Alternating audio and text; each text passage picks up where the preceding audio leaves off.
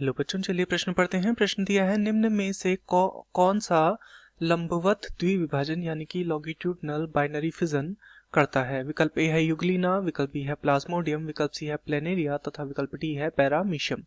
तो इस प्रश्न में हमसे बाइनरी फिजन या द्विविभाजन के विषय में पूछा गया है। तो इस प्रश्न की जो मुख्य अवधारणा है, मुख्य अवधारणा जो इस प्रश्न की है, यह द्विविभाजन के विषय में है।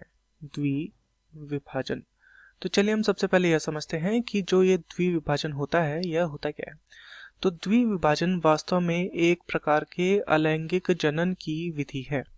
अलैंगिक जनन, अलैंगिक जनन की यह विधि है।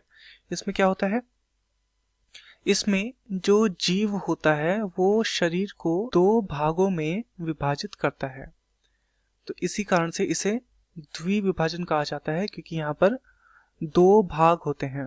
दो भाग में क्या करता है, विभाजित करता है। तथा इस प्रकार से जो विभाजन होता है उससे प्रत्येक से एक संतति कोशिका का निर्माण होता है। उससे क्या हो जाता है, संतति कोशिका का निर्माण होता है। तो इस प्रकार से अलैंगिक जनन संपन्न होता है।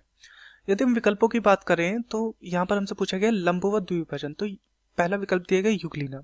तो यूग्लिना में जो होता है वह लंबवत द्विविभाजन देखने को मिलता है।